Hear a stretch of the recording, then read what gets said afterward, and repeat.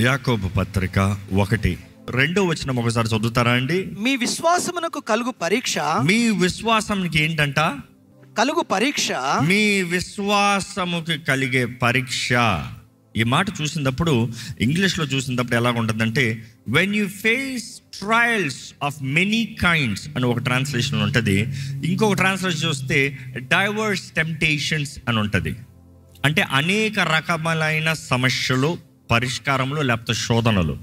అనేక రకాల శోధనలు ఉంటాయంట. ఈరోజు చాలామంది ఒక రకమైన శోధన అయితే మాత్రం దేవుడు నాకు సాయం చేస్తాడేమో అనుకుంటారు. కానీ మనం జ్ఞాపకం చేసుకోవాలి, మన అందరికీ విశ్వాస ఆత్మీయ జీవితంలో శోధనలు వస్తాయి. కానీ ఏ శోధనలో, బికాస్ ఇంగ్లీష్లో చూసినప్పుడు చక్కగా it's written as trials. When you see, తెలుగులో చూసినప్పుడు ఎలా కనబడుతుంది? టెంప్టేషన్ అని కనబడుతుంది. అంటే శోధన. అపవాది శోధిస్తున్నాడు అంటాము, దేవుడు శోధిస్తాడు అంటాము.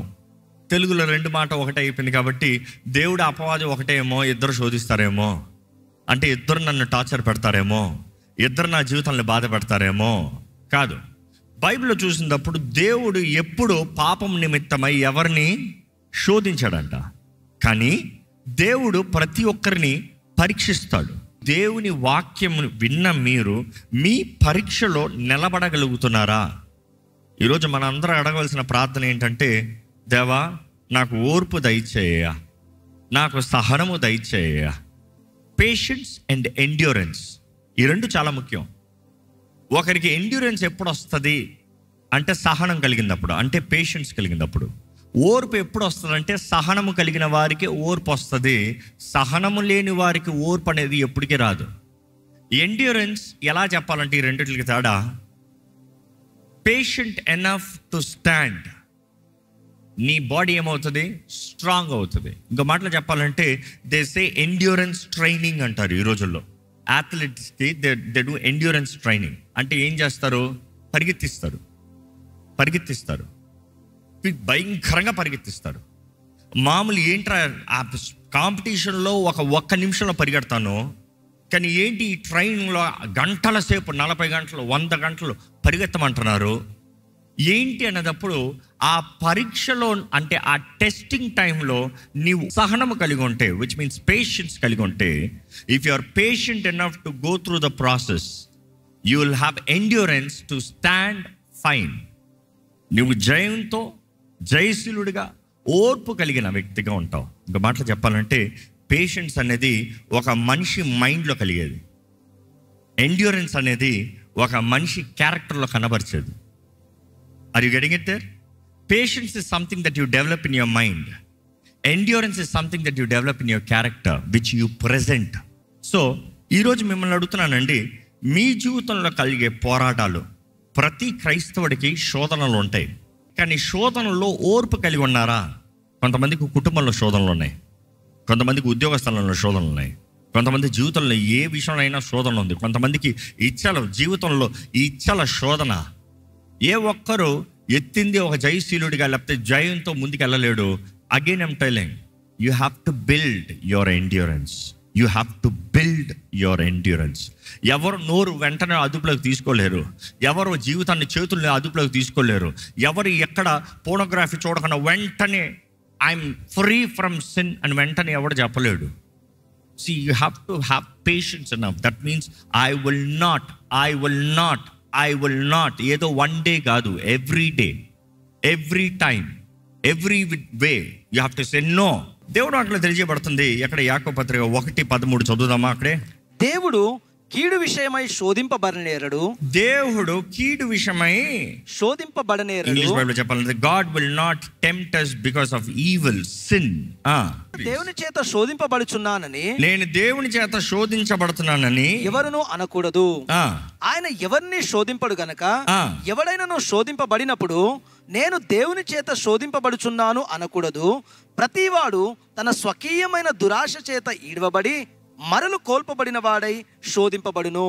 మనం చూస్తున్నాము స్వకీయమైన దురాశ. ఈరోజు if you say I'm getting tempted for something of sin, పాపం నిమిత్తమై నేను శోధించబడుతున్నా, పాపం నిమిత్తమై నేను శోధించబడుతున్నాను అని ఎవరైనా అన్నారనుకో, దేవుడు నిన్ను పాపం నిమిత్తమై శోధించబడటానికి అనుమతిస్తలే. నీ సొంత స్వకీయమైన your own desires, evil desires. And నన్ను ఎవడో వచ్చి ఈ రీతిగా నన్ను శోధించాడు, లేకపోతే ఎవరో ఒక స్త్రీ వచ్చి ఈ రీతిగా శోధించింది. Wait, there is an evil desire behind every temptation, every evil temptation.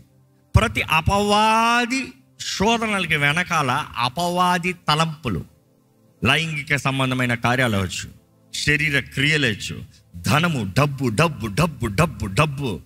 చూడండి, చాలామంది వ్యాపారంలో మోసాలు చేస్తారు. కారణం ఏంటి? Is evil Dzire.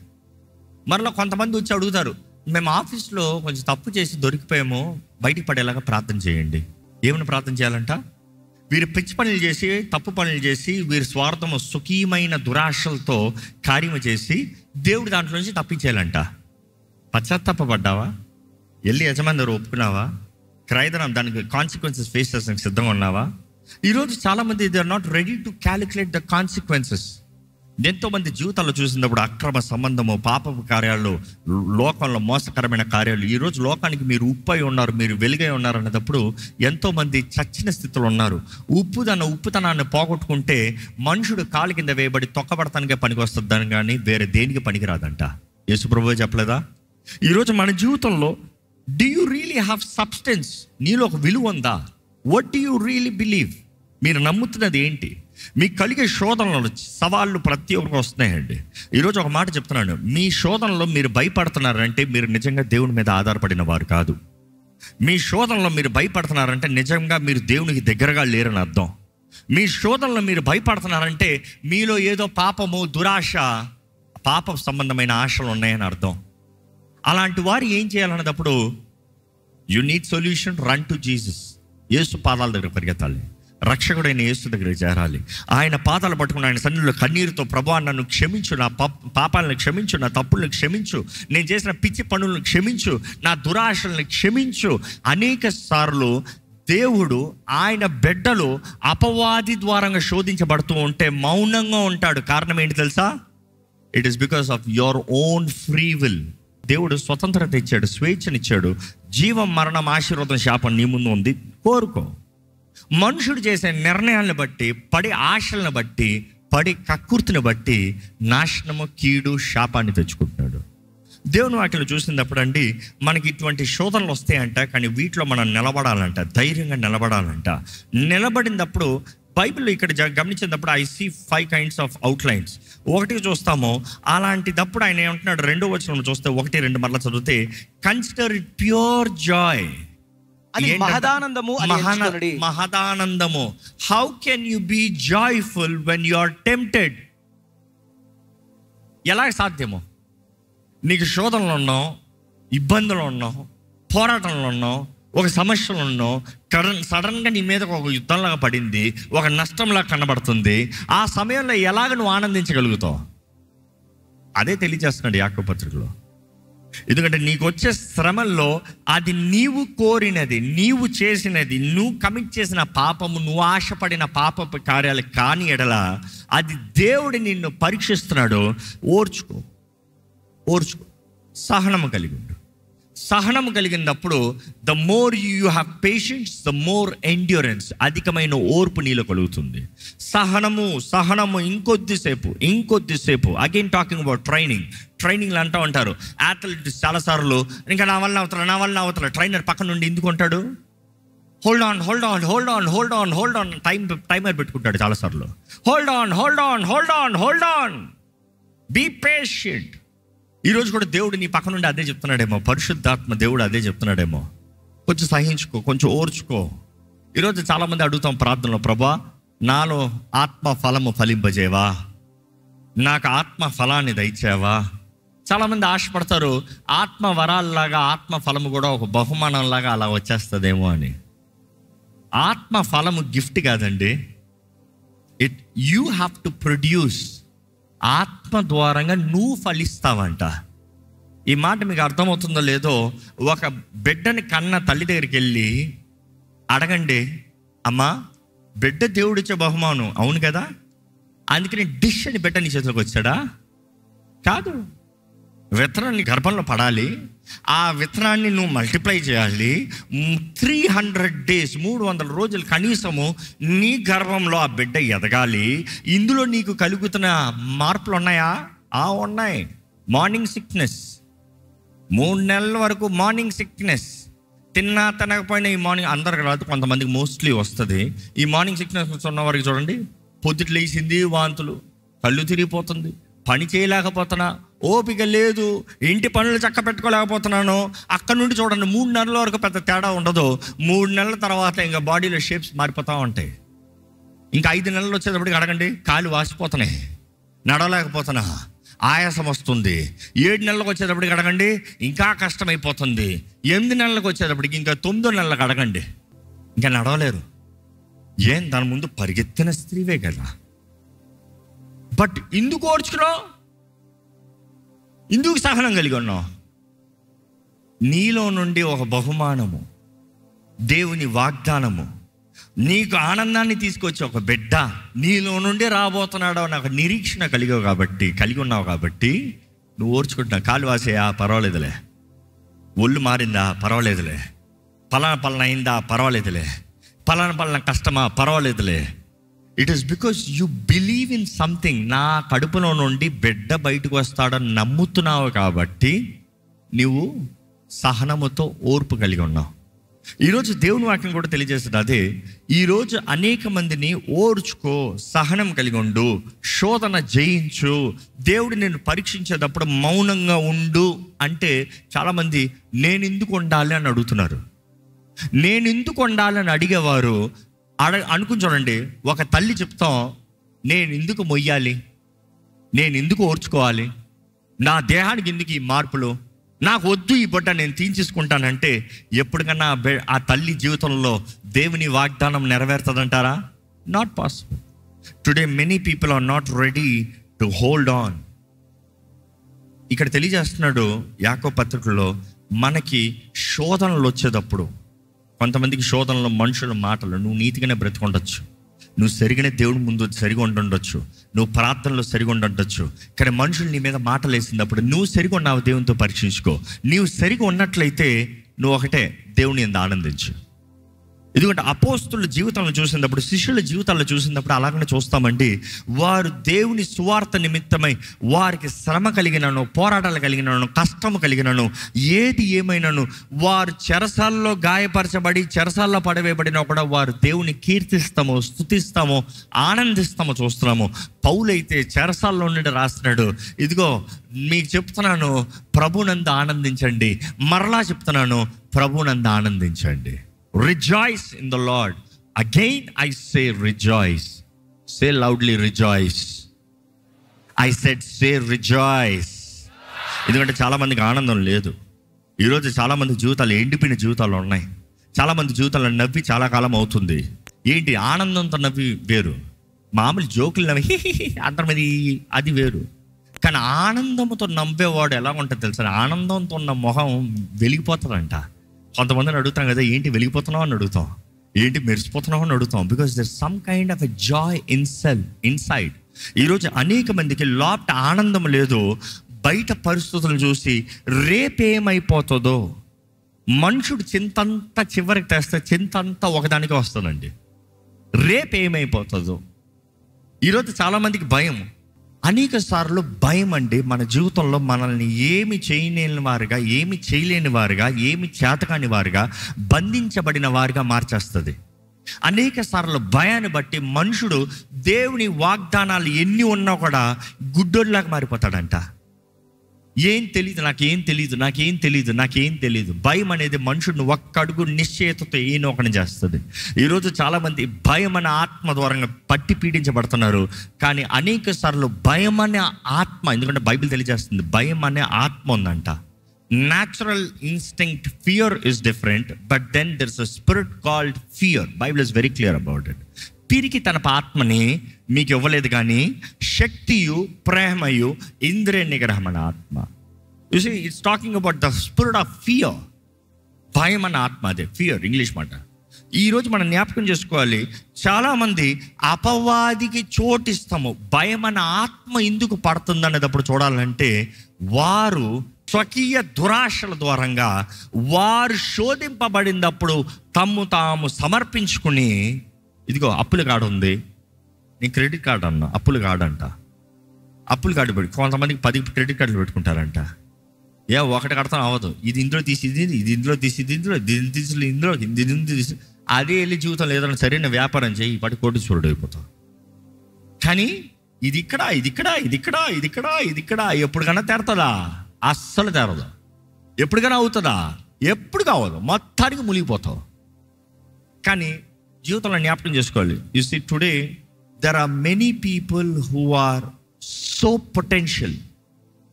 ఈరోజు దేవుడు ఎవరికి వరములో ఒకనా, తలాంతులో ఒకనా, సహాయం ఒకనా కాదు. దేవుడు అన్యాయస్తుడు కాదు.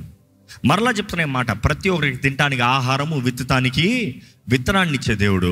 ప్రతి ఒక్కరికి దేవుడు మేలు చేస్తాడు. మంచోడు ఏంటి, చెడ్డోడు ఏంటి, పరిశుద్ధుడు ఏంటి, పాపమని అందరి మీద దేవుడు వానను కురిపిస్తున్నాడంట. అంటే దేవుడు ప్రతి ఒక్కరికి అవకాశము, తరుణం ఇస్తున్నాడు. కానీ మనుషుడు చేసే నిర్ణయాలను బట్టి వాడి జీవితంలో కీడు, నాశనాన్ని తెచ్చుకుంటున్నాడు. కానీ మీకు తెలియజేస్తున్నానండి, భయం ఏమాత్రం చోటు ఉంచొద్దు. If you're right before God. ప్రతి విశ్వాసం నమ్మవలసింది, నేను దేవునితో సరిగా ఉంటే దేవుడు నా జీవితంలో కార్యం జరిగిస్తాడు.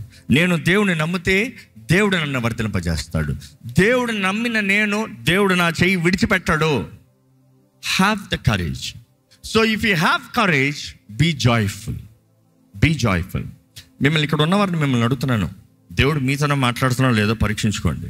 నిజముగా మనస్ఫూర్తిగా ఆనందముతో లేచిన రోజు ఎంతకాలమైంది?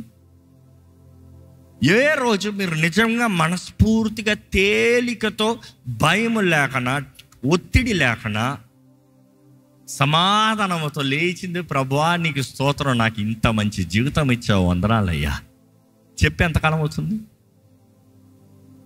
పాపం చాలామంది లేచింది టైం లేదంట. ఎందుకు? ఆఫీస్ టైం అవుతుంది, పరిగెత్తో.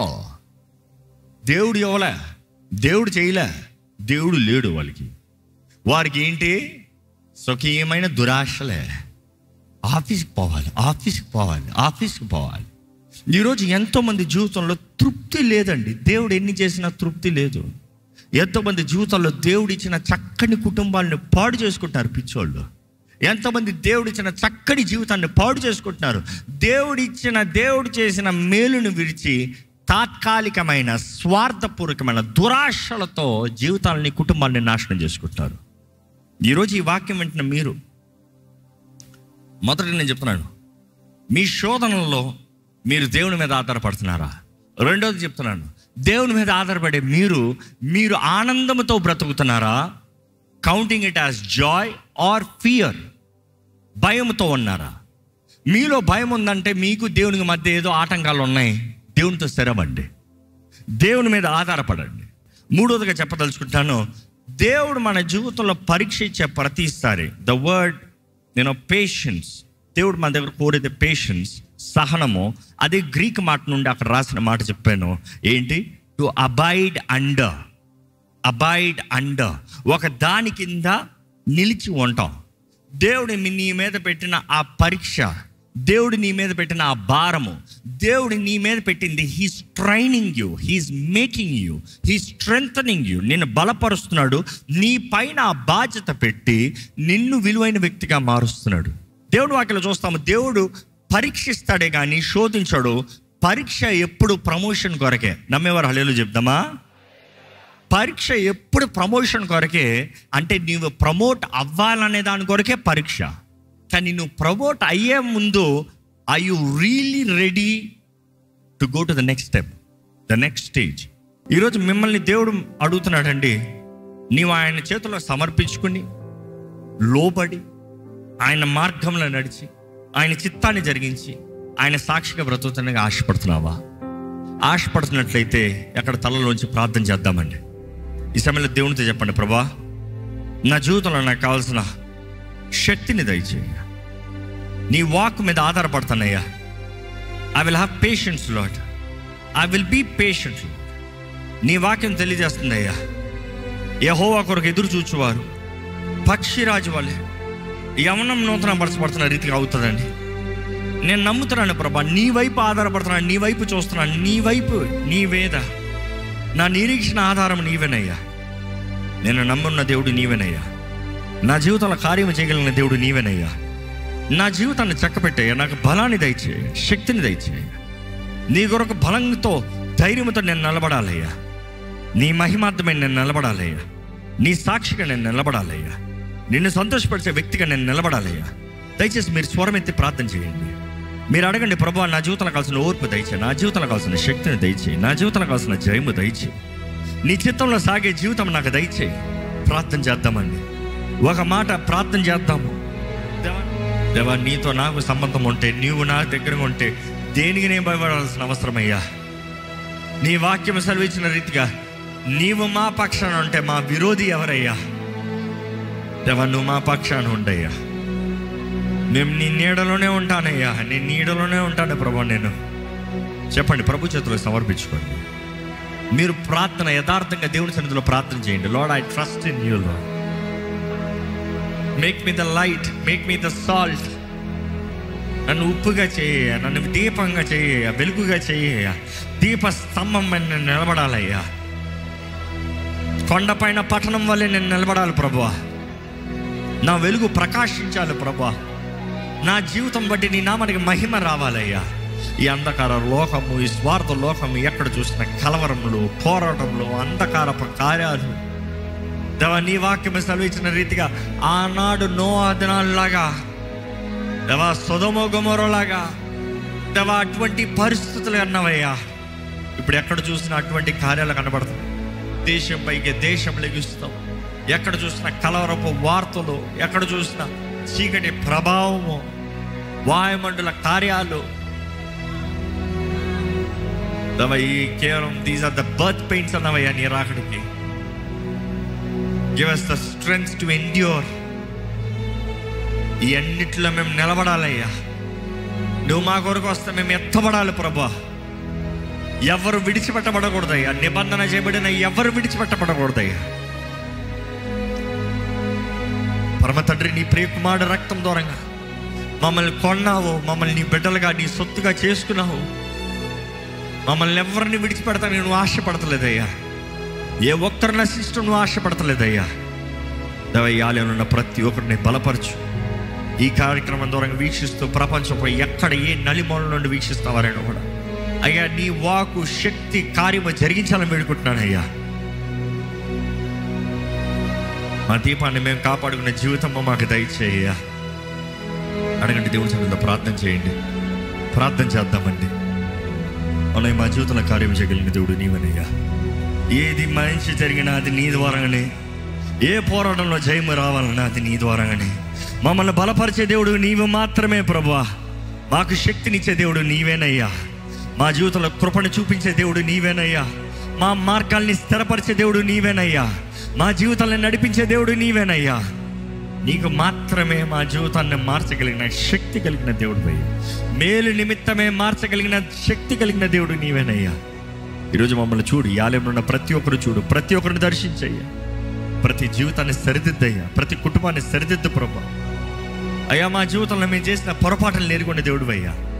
మా లోపాలు, మా బలహీనతలు ఎరుగున్న దేవుడు అయ్యా. నీకు విరోధంగా పోయిన మార్గాలను ఎరుగున్న దేవుడు అయ్యా. కానీ ఈరోజు నీ సహాయాన్ని వేడుకుంటున్నాం ప్రభా, కరుణను వేడుకుంటున్నాం ప్రభా. మమ్మల్ని కరుణించమని వేడుకుంటున్నామయ్యా. మాకు దయ చూపిమని వేడుకుంటున్నామయ్యా. మా జీవితాలను చక్కబెట్టు, మమ్మల్ని నిలబెట్టు, మమ్మల్ని బలపరచు. మా జీవితంలో నీ ఆత్మ కార్యములు జరిగించయ్యా. ఈరోజు ప్రభా ఈ ఆలయంలో ఉన్న ప్రతి ఒక్కరు చూడయ్యా, ప్రతి ఒక్కరు చూడయ్యా. లైవ్లో వీక్షిస్తామని చూడు ప్రభా. నీ వాక్యం ఎక్కడెక్కడైతే ఏ హృదయంలోకి అయితే దిగుతున్నాయి దేవా, ఆ హృదయంలో పిరికితనం ఉండకూడదయ్యా. పిరికి తన ఆత్మ పనిచేస్తానికి వీల్లేదయ్యా. ఇదిగోనే ఎవ్రీ ఈవిల్ వర్క్స్, ప్రతి అపవాది భయపెట్టు ఆత్మలు, బెదిరించే ఆత్మలు, భీతిని కలిగించే ఆత్మలు, మోసపరచు ఆత్మ, ప్రతి దురాత్మ కార్యముల్ని ఇప్పుడే నజరేయుడైన యేసు నామములో ఎదిరిస్తున్నామని ప్రకటిస్తున్నాము. శక్తియు బలము, ఇంద్రియ నిగ్రహం అనే నీ పరిశుద్ధాత్మ, శక్తియు ప్రేమయు ఇంద్రియ నిగ్రహం అనే నీ పరిశుద్ధాత్మ మాకు అనుగ్రహించావయ్యా, నీకు వందనాలయ్యా. ఆ పరిశుద్ధాత్మ ద్వారంగా తండ్రి నీ ప్రేమని మాకు అనుగ్రహిస్తున్నాను అన్నావయ్యా, వందనాలయ్యా. నీ ప్రేమ మాలో ఉండాలి. ప్రేమ ప్రతి భయాన్ని పారదోలుతానని నీ వాక్యం తెలియజేస్తున్న రీతి మాలో ఉన్న భయాల్ని పారదోలాలి. ధైర్యముతో నిరీక్షణ ఆధారమైన యేసు వైపు చూస్తూ ధైర్యముతో ఎవరిని నమ్మి ఎవరి చేతుల్లో అయితే మా జీవితాలను సమర్పించాం, మా రక్షకుడైన యేసు మమ్మల్ని చెయ్యి విడిచిపెట్టడు అనే ధైర్యముతో మా జీవితాల ముందుకు సాగే జీవితాన్ని మాకు దయచి. అలసిన వారిని చూడు, ఇంకా నా వల్ల కుదురుతలేదన్న వారిని చూడు, నా జీవితాన్ని ఇంకా నేను బ్రతకలేకపోతున్నానన్న వారిని చూడు, ఇంకా నేను క్రీస్తు కొరకు నిలబడలేను అని చెప్తున్న వారిని చూడు, ఈ శోధనలు నేను సహించలేకపోతున్నాననే వారిని చూడు, నిరుత్సాహంలో ఉన్న వారిని చూడు ప్రభా. పరిశుద్ధాత్మదేవ ఇప్పుడే అటువంటి వారిని బలపరచు, లేవనెత్తు, నీ శక్తిని అనుగ్రహించు, నీ సహాయాన్ని అనుగ్రహించు, నీ మార్గదర్శనాన్ని అనుగ్రహించు, విడుదల దయచేయి, నెమ్మది దయచేయి, శాంతి దయచేయి, రిస్టోరేషన్ దయచేయ. Give us restoration. ఎంతో మంది కుటుంబాల్లో కలవరపరిచే కార్యాలు ఇదిగో ప్రభా, ప్రతి కుటుంబానికి కావాల్సిన రెస్టోరేషన్ ఇప్పుడే నజరేయుడైన యేసు నామములో కుటుంబంలో కలుగునుగాక అని ప్రకటిస్తున్నాను.